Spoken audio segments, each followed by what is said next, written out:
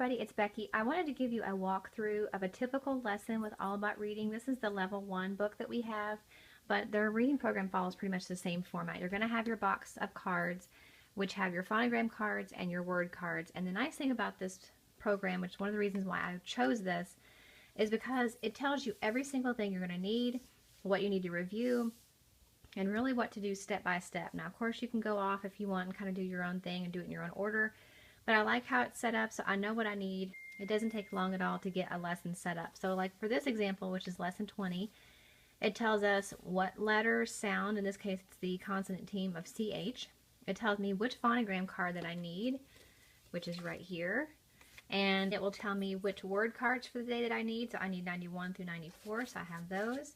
It tells me what page that I will be working through in her student workbook, and it tells again what letter tile. It tells what letter tile we're going to need.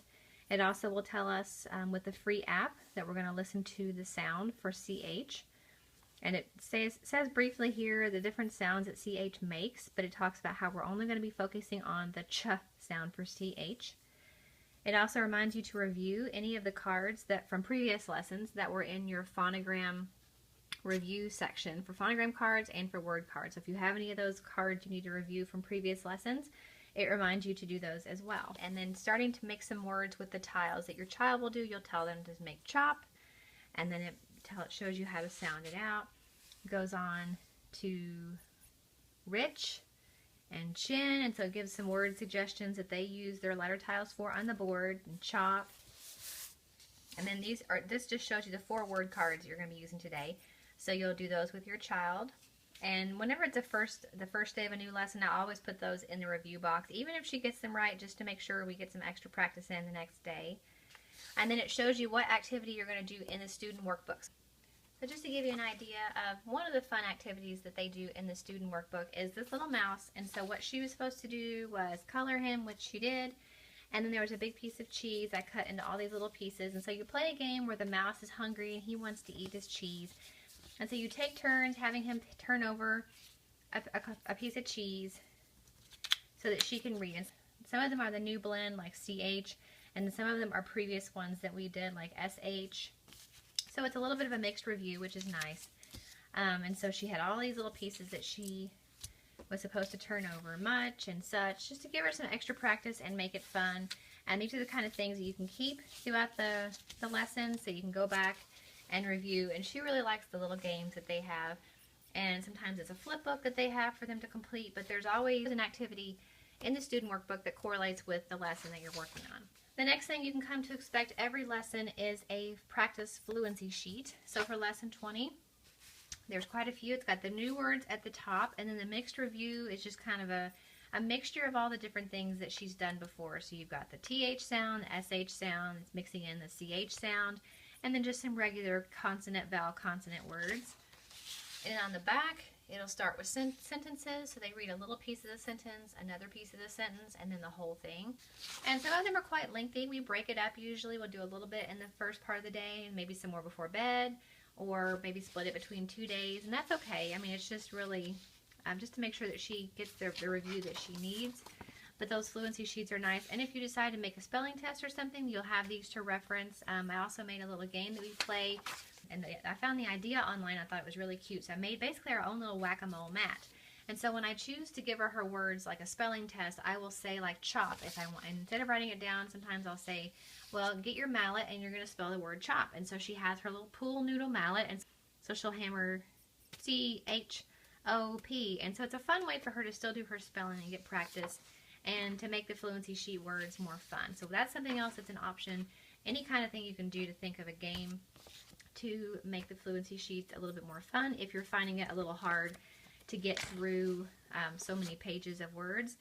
Make it fun for the kids. Also, there's a tip at the end of each lesson, and little tips like this about commas or dashes and things like that. It also reminds you to read with your child every day, which we do, so that I don't need a reminder for that.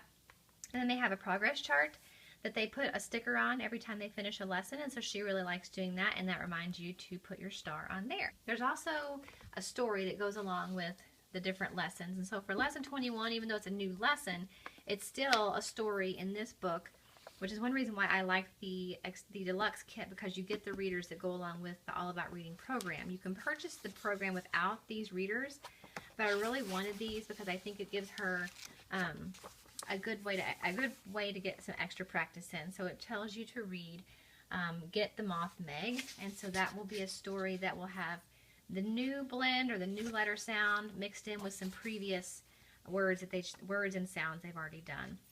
So this is actually the last story in this book. We're getting ready to start the second book, the second reader, once we get to lesson 22. So there's a lot of different activities to do to keep things interesting. It follows the same format typically, but it's nice that the activities in the student workbook are different every time. And then, like I said, you can take that fluency sheet and really make a lot of games on your own if you want to, and add some extra practice and some more fun. So it's a really great program. We're really enjoying it so far. I really like the way that these are introduced, and there's a lot of practice and reinforcement and review.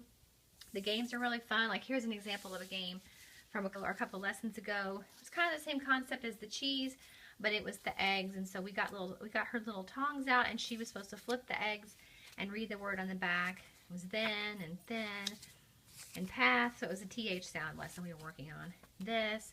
So we keep these, and we can go back to them and review if we want to. But it's just a fun little way to keep the kids getting some extra practice that they need. It does not involve a lot of prep time on my part, which I like. So I wanted to give you this close-up look of a sample lesson because I haven't found a lot of them online, and I want to make sure that you can kind of see the process that the program follows and how really it is step by step, how easy it is to follow and how easy it is to use, how organized it is laid out for you. And so it really makes your job as the parent and the teacher a lot easier. So I hope this was helpful. Let me know if you have any questions. I will link the video below sharing why we switched to the All About Reading program, and if you haven't seen that yet, you can check it out. Once we've had some more time to continue to use the program, I'll be doing a follow-up video here in the next couple weeks to share my review of it more fully then. So make sure you stay tuned for that.